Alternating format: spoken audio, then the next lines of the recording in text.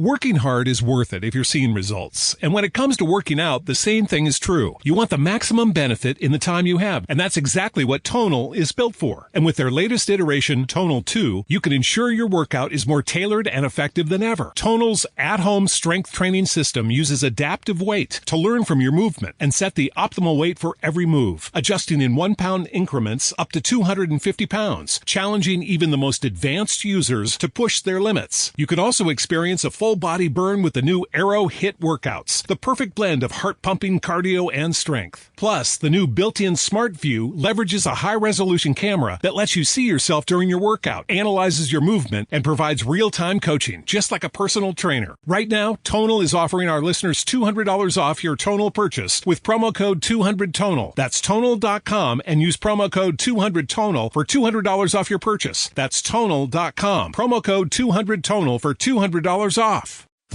You're listening to Later with Mo Kelly on demand from KFI AM 640. Just trying to lubricate your evening, get you ready for the nightcap on this Valentine's Day. Don't you dare shake your head at me, Mark Rahner. KFI AM 640.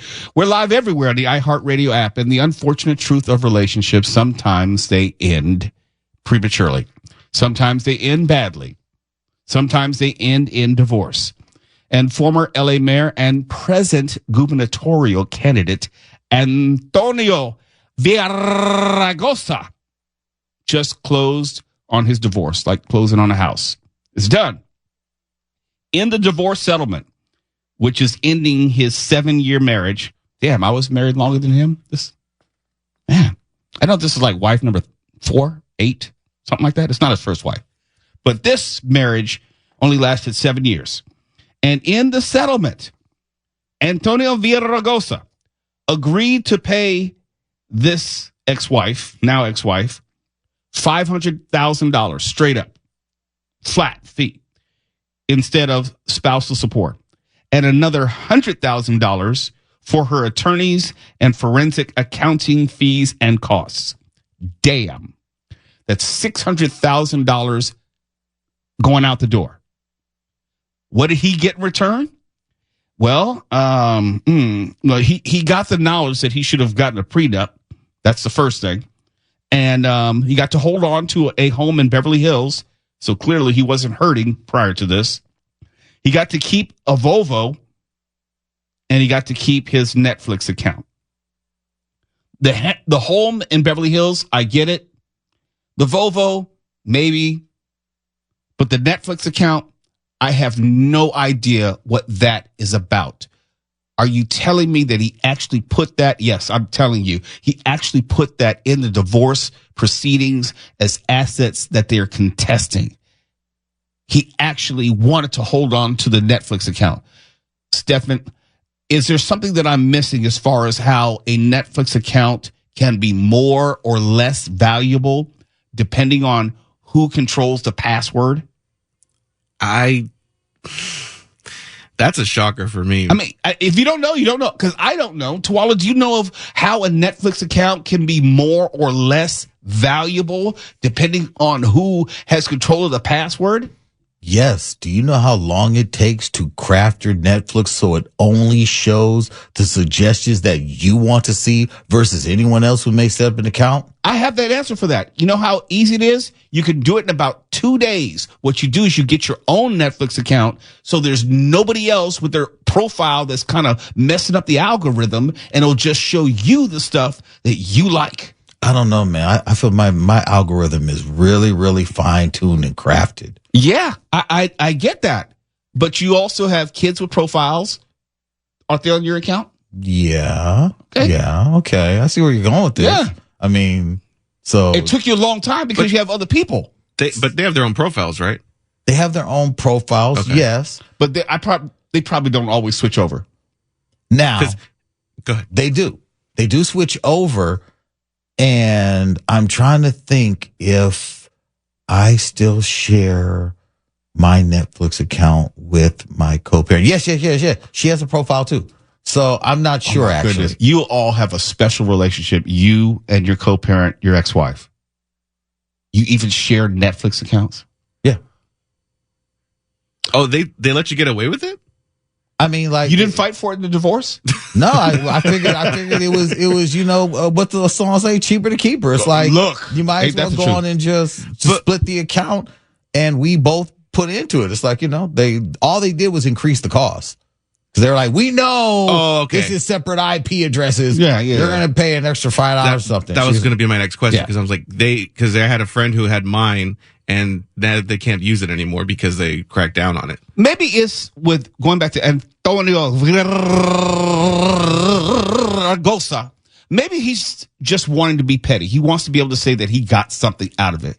Maybe he just wanted to take the broomstick. Maybe he wanted to take the flashlight in the kitchen drawer, and this was like that. And he wanted to say, yes, I beat you. You may have gotten $600,000 out of me, but damn it, I got a Netflix account.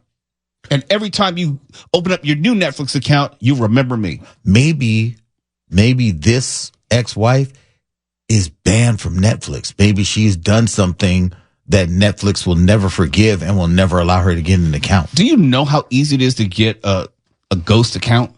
You can get it in somebody's name. She has $600,000 now, thanks to Antonio. I'm quite sure she can buy her way into a new account. And she's probably already seen someone else who's wealthy.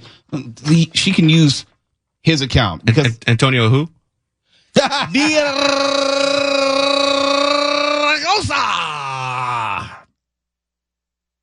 I wish I could do that. It's actually something I had to practice when I was learning Spanish in high school. We had to learn how to roll our R's. And there was some exercise where you have to say like BRR, brr, brr, almost like learning how to start the engine. And you'll you keep practicing, and you'll eventually, that's it. That's pretty much, that's it. yeah. Brr.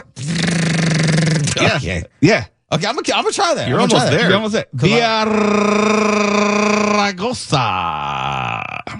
Because all I can say is Villaraigosa. Well, do you know the history behind his name? No. When I was working for Tavis Smiley, we interviewed him, and I had to pre-interview him. And back then, people were not comfortable pronouncing his name, and so he would always tell the same anecdote. Well, if you're going to pronounce my name, just say Via. Everyone knows Via. Rye, like rye bread, and Gosa. You can call, if you can't get it, that's fine. You can call me whatever you want. Just don't call me late for dinner. He'd always tell that same story and joke. Via, rye, Gosa. Villaraigosa. Yeah, that's Villaraigosa. The anglicization of the word. Villaraigosa. But if you're going to pronounce it in Spanish, it's Villaraigosa. And the Antonio has a soft T. It's like THE. Antonio. Antonio Banderas. Antonio Villaraigosa. Antonio. I'm close. Wait. I'm guessing that. I'm guessing that Antonio probably felt that he won the divorce settlement. That move just does sort of reek of twisting the knife, doesn't it? It does. It does. Every time you hear that ta-dum, you're gonna think of me. You're gonna hear you skank. Okay, that was so politically incorrect, inappropriate, and insulting, almost downright, damn near misogynist. I can't apologize enough. You can start. But you know what's funny is like to Mo's point, like because you're Petty Crocker. Absolutely. So I mean, Petty recognized Petty. In another world, like would you do something like that? Do you think, or do you think it's worth it? No, because if I'm Antonio, yeah, I know that the story's going to be carried everywhere. So if they're going to talk about the divorce settlement, my ego, I would not want to put myself in a light where it looks like not only did I get taken to the cleaners, but the only thing I have to celebrate is a Netflix account. How does that make me look? Okay, you've already lost the money. Don't lose face as well. We also don't know what the details are, like who did what to whom. So you never know. It could be completely justified, but we don't know. I mean, who cheated, whatever. Well, this is my educated guess. Yeah. Since from what we know, she got a hell of a lot more than what he got. He held on to some of his assets, but since she was not his original wife, so it's not like the case was made I met him when he had nothing. We developed all these assets together. I'm entitled to half or whatever. She got a lot, meaning there was no prenup, which says to me he did something to ruin the relationship. She filed a divorce. She got just about everything. $100,000 in just lawyers' fees. Oh yeah, he lost. He lost. Well, we're talking about lawyers here, so that's what, like 6 hours of work? It may be billable hours. But the point is, if there's nothing here saying that she had to pay any of his legal fees, so that says to me she won. Okay. So I'm just deducing from what we know. So you're like the Columbo of philandering. Something like that. Okay. Something like that. And it's Valentine's Day, so it's appropriate. It's a lesson, word to the wise, and like Twala said, cheaper to keep her. KFI AM 640. Antonio Villaraigosa. That's 12. No, try it with my name. Oh yeah. Mock, you can't do it with a single syllable. No, with my last name. Rahner. Yeah, I don't like Let's that. go to the KFI 24-hour newsroom and Mark Rahner. Yeah, take that back. I didn't like the way that sounded. Rahner. Forget about that. You're listening to Later with Mo Kelly on demand from KFI AM 640. We hope that your Valentine's Day evening is going well, or at least warming up to the big event. Maybe you're out at dinner or driving to dinner. Maybe you're leaving dinner, going to go to your next destination in your Valentine's Day evening. Glad that we're on in the car with you, hopefully pushing you in the right direction, getting you in the mood. A little Rick James can go a long way, let me tell you. If you didn't know, let's say you don't follow sports, it is now NBA All-Star Weekend, and the All-Star game and weekend is taking place in San Francisco, where the Golden State Warriors play. Came across this article, which talks about the most valuable NBA franchises. And you can imagine there's a lot of interest around the Los Angeles Lakers. And you think, well, where do the Lakers rank? Where do the Clippers rank? Do they rank at all? Well, here are the top 10 valuations of NBA franchises. And it might surprise you. Coming in at number 10.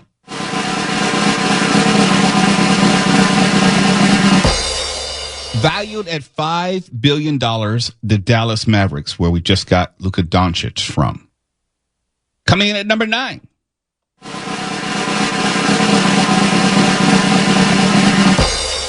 Valued at $5.1 billion, the Miami Heat.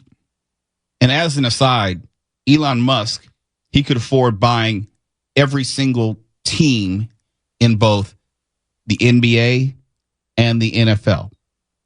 He could afford every single team in both leagues if they were for sale. Just want to put that out there. Coming in at number 8, the most valuable franchises in the NBA.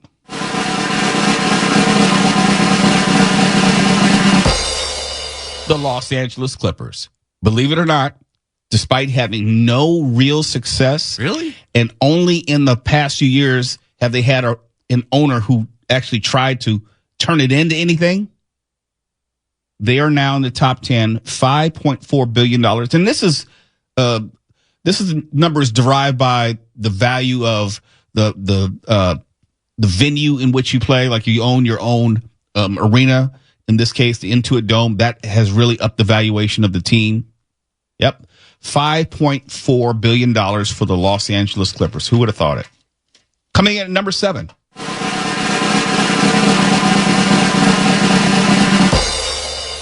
The Boston Celtics at $5.5 billion. And if you were to say, hey, the Boston Celtics are worth about as much as the LA Clippers, you would think, no way. No way. Boston Celtics have won 18 championships. They're one of the most storied franchises in all of sports, especially basketball. The Clippers have never even played in the championship. The Clippers have been the laughing stock of the NBA for decades, and they're worth about the same. Boston just ever so slightly more. Coming in at number 6.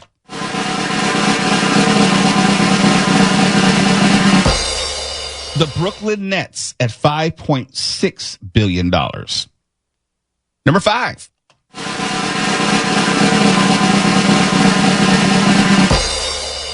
The Houston Rockets, valued at $5.7 billion. Number 4.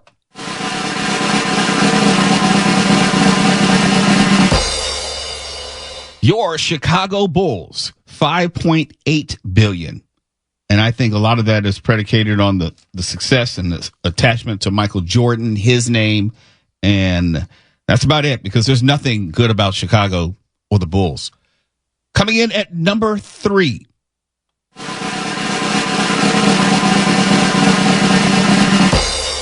Here you are.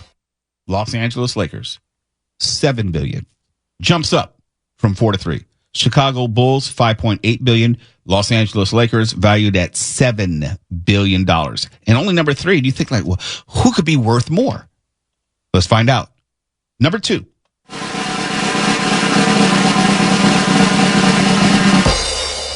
No surprise there. The New York Knicks, valued at $7.5 billion, has always been one of the most valuable franchises in the league. It's the number 1 media market. And the Knicks, even though they haven't been great throughout history, they've always been one of the top draws in NBA history. Worth $7.5 billion. The owner is Madison Square Garden Sports, and they own a number of teams and venues. And I think, if I'm not mistaken, Madison Square Garden Sports also owns either the Forum or the YouTube Theater, but they own one of those venues out here. I think it's the Forum. And coming in at number 1, the most valuable NBA franchise presently. Anybody got any ideas? Any guesses? You know it's not the Knicks. You know it's not the Lakers. And you know it's not the Bulls. So it would have to be a high-profile franchise, you think, right? I gave you a hint at the very beginning.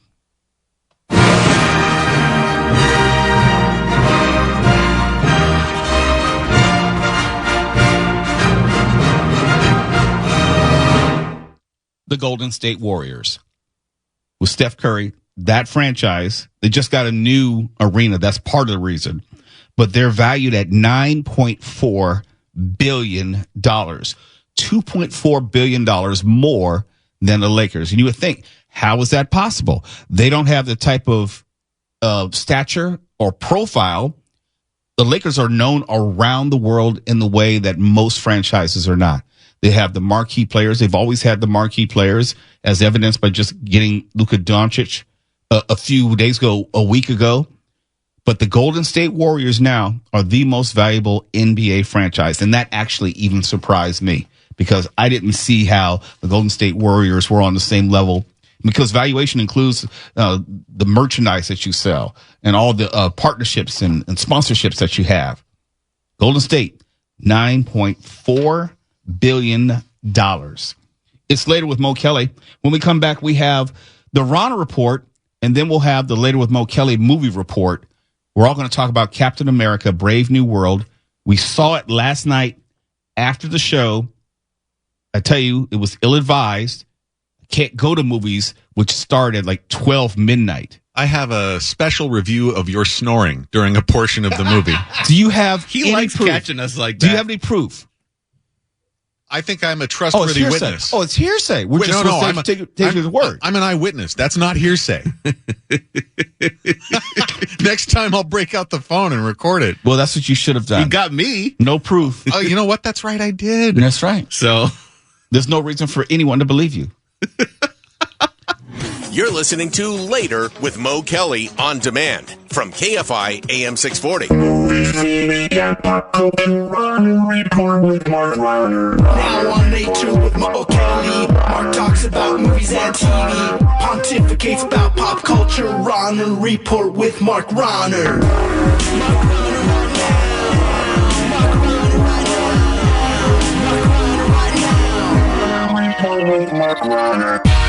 It's Later with Mo Kelly on KFI AM 640, live everywhere on the iHeart app. I'm Mark Rahner, and it's the Rahner Report. This week, Captain America, Brave New World. First, my review, then a nerd free-for-all with the crew. Maybe we'll hit each other with folding chairs. That's right, the new movie with a red Hulk and a black Captain America. Here's the trailer. Get me a shotgun and kill all the whiteys I see.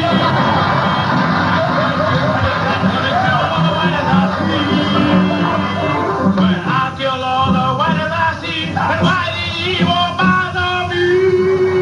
Gonna get me a shotgun and kill all the whiteys I see. You know what? I think I got the wrong trailer here. Garrett Morris isn't in Captain America: Brave New World. Here, maybe this is the right one. You asked for me. Here I am. You want to help me? Is there anything you remember? Ladies and gentlemen, the President of the United States, Thaddeus Ross. Whatever this is, Cap, be careful. What do we know? There were 5 shooters.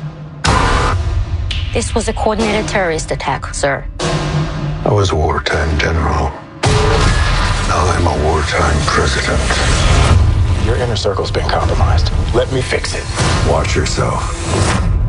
You're not Steve Rogers. You're right. I'm not. And you kind of need to know some stuff going into this movie. It picks up a thread and a character and actor from an older movie. Tim Blake Nelson as the leader from 2008's The Incredible Hulk, back when Edward Norton was the Hulk. I don't think they call him the leader in this movie, and he doesn't look like he did in the old comics, but it's nice to finally get a payoff from what that older movie set up a long time ago.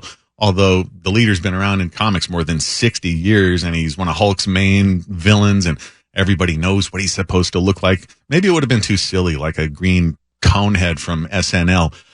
Unfortunately, it also helps if you saw that dull-ass Eternals movie from 2021 and the Black Widow movie from that same year. Not the cream of the crop from Marvel, but look, in for a penny, in for a pounding with these things. At least you don't have to see Madam Web or Kraven, so you take your little wins where you can. We know from Avengers Endgame, which you also kind of need to have seen, that the Steve Rogers Captain America from World War II, who got thought out to be an Avenger, has shuffled off to wear socks with sandals while he yells at Wheel of Fortune or something, and he passed on his shield to Sam Wilson, the Falcon.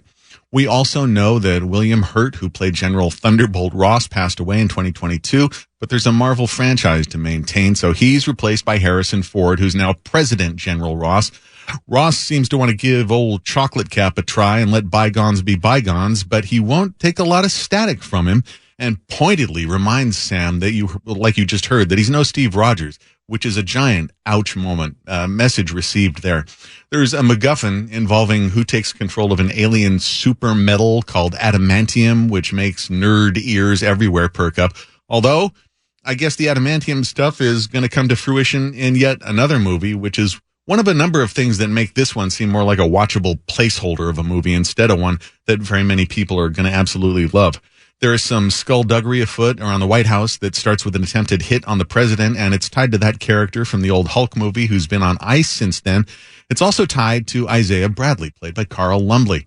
He was an early black Captain America super soldier formula guinea pig who got shafted in ways that comport with real world history we do know. Let's just say he didn't get any ticker tape parades. Plot-wise and attitude-wise, Brave New World has some things in common with one of the best Marvel movies, Captain America: The Winter Soldier, and that Falcon and Winter Soldier miniseries. That said, it's not among the best of the Marvel movies, but it's nowhere near the worst either. I thought a lot of the action, and there's plenty of it, was kind of dumb and not sold very well, and I kept having to remind myself, it's a comic movie. Don't get hung up on that stuff like physics.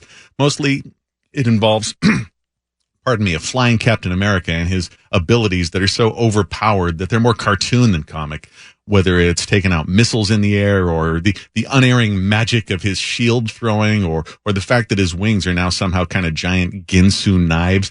I guess they had to compensate for the fact that Sam Wilson's character doesn't have powers from that super soldier serum that Rogers and Bradley took. But less would have been more, I think. This movie shows about the same respect for physics as RFK Jr. does for microbiology.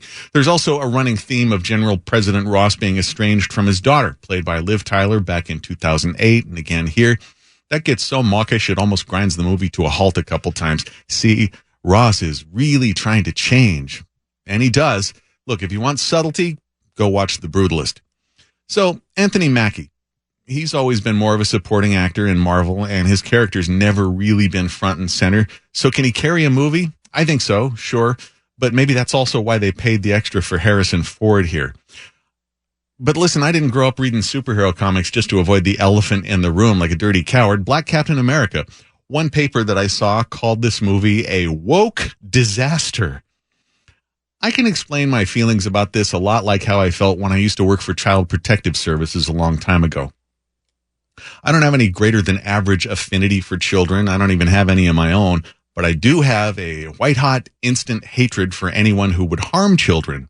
You see where I'm going with this? Captain America is a comic character, and yes, the black partner taking over the role was part of the comics. In fact, written by, I think, my former friend Ed Brubaker about a decade ago. It's a good storyline, and it's meant to address racism to a degree. I think Bucky, the Winter Soldier, also filled in for Cap for a while. It's comics. They try everything.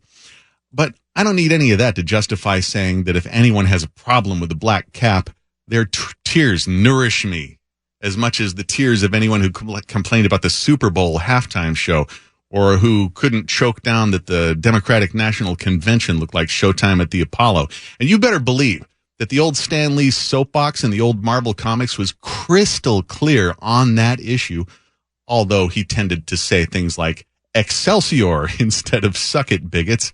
I admire that the movie took a stab at some relevant themes, even if the end result is more of a Captain America.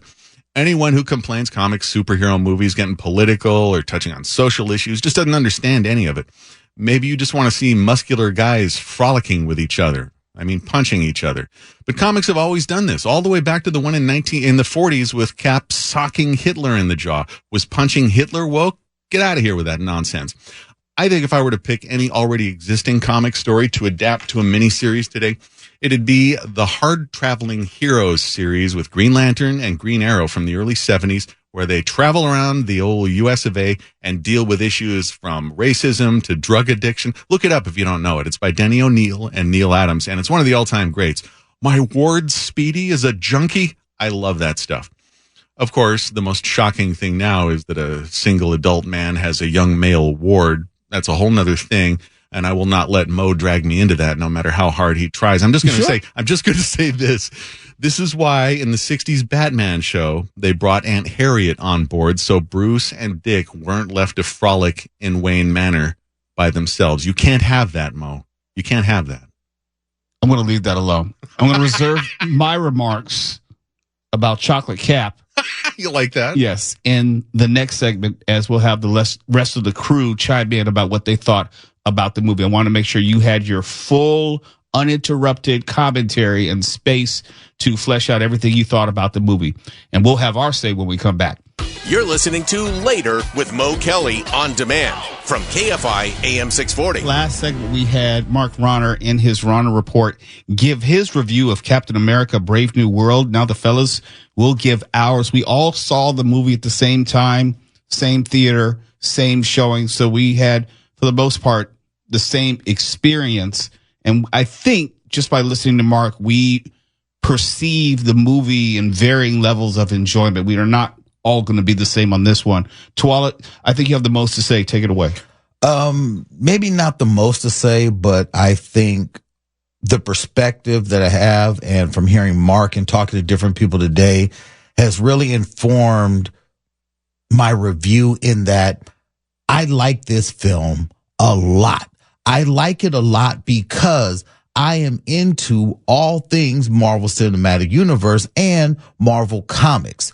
This is a film that did not need to be great for me because I already like what Marvel is giving me. What I needed this film to do is tie up all of the loose threads that were introduced through Sam Wilson when he was first brought in Winter Soldier. There's been a lot of story connected to that character beyond the comics, just in the film and television universe, that I needed to see come to a head. Did they fully develop the character? And what I saw on the screen was a fully realized Captain America as the story should progress. When we first met him, he was awed by Captain America, and he made uncomfortable, somewhat off-putting jokes at times that are like, this isn't the moment to be funny. and Cap played it straight. In this film, he said things that were funny, but he was not joking anywhere in this film. He was very serious about who he was, and he recognized who he was to the world. That was very important to me. Beyond paying off so many beautiful, gorgeous threads that I wanted to see brought together. It brought everything that we saw from Falcon and the Winter Soldier, everything we saw from Incredible Hulk, from the Eternals, from Black Widow, stories that had nothing to do with Cap on the surface, but they still put it on him to do one thing. And this is the most important thing that this film did. It moved the entirety of the Marvel Cinematic Universe forward, saying anyone who wants to get on board with the Marvel Cinematic Universe and where we're going, this is your starting point. This is the film where you get on, where you get to see how the next phase of the Marvel Cinematic Universe is built, exactly how Captain America First Avenger did for the Marvel Cinematic Universe to begin with. For me, it was much more simple. I didn't dislike the movie. I thought it was good. I thought the action scenes were very entertaining. I overall enjoyed it, despite what Mark is trying to do is slander me with my snoring. But that aside, that notwithstanding, I thought the trailer showed too much as far as what was shown in the movie. The trailer showed so much. I was thinking that, okay, they must have this big reveal that they're holding back. Spoiler, it doesn't happen. So you've seen a lot of the movie and the plot points and the reasoning for a lot of what you see in the trailers. I did not like that. Anthony Mackie's performance, I was fine with. And it was a continuation of the growth of not only him as an actor, but also him into the character and the growth of Sam Wilson into being Captain America. And that is paid off through the Falcon and the Winter Soldier series, where you see him go through his paces as far as learning how to throw the shield, learning how to step into the moment, learning to forge his own identity, which is separate from Steve Rogers. And you see more of that when Harrison Ford, Thunderbolt Ross says, "You're not Steve Rogers." He basically said, "Mother, father, yes, I know this, and I'm not trying to be Steve Rogers." I'm going to see it again on Sunday and have probably more thoughts about it. But it didn't need to save the Marvel Universe. It wasn't supposed to. I love the tonality of it because it took us back to the Winter Soldier, which is the best MCU movie as far as I'm concerned. And people forget when the Winter Soldier debuted, it had middling reviews and financially did not do great out the gate. It grew in its fandom over the course of years. Anthony Mackie will be fine. And if you don't like him as Captain America because you have some hang up which is not connected to the comics or is not connected to his actual performance, FOH, I don't care. Stefan, what did you think about the movie last night? I guess as an outsider, I would say it was pretty good, but you kind of took the words right out of my mouth. I was like, we kind of saw a majority of what in the theater in the trailer. It kind of gave away, I think, a little bit too much, but the action was fun, and I don't know a lot about it, but it was kind of cool seeing a Red Hulk. No, I think one thing that my biggest critique of the film is that it relies too much on you being a super fan or you having a great depth of knowledge of the Marvel Cinematic Universe, at least. Even comic threads aside, it did rely too much on individuals knowing what was going on. They jumped to this film and it's like, hey, everyone, we're just moving this along. We're not going to set anything up. Everything's already been set up. And I think there are way fewer people like me who know everything. And that is what's going to make this film suffer, because there's not enough people who are going to know enough about it to appreciate what was done. Just one other thing before we get on with Name That Movie Called Classic. It also debuted in only like 4,100 theaters, where you have a movie like Deadpool and Wolverine, which is in, I think, 4,500 theaters. That is significant. You can't talk about box office if you have movie theaters which are not even showing the movie, which would probably do better than any theater, any movie that they're already showing. So I could do a long dissertation about how the headwinds of people resisting Anthony Mackie as franchise Captain America reverberates beyond just fandom, but even actual movie theaters which are resistant to the idea. KFI and KOST HD2. Los Angeles, Orange County. Live everywhere on the iHeartRadio app.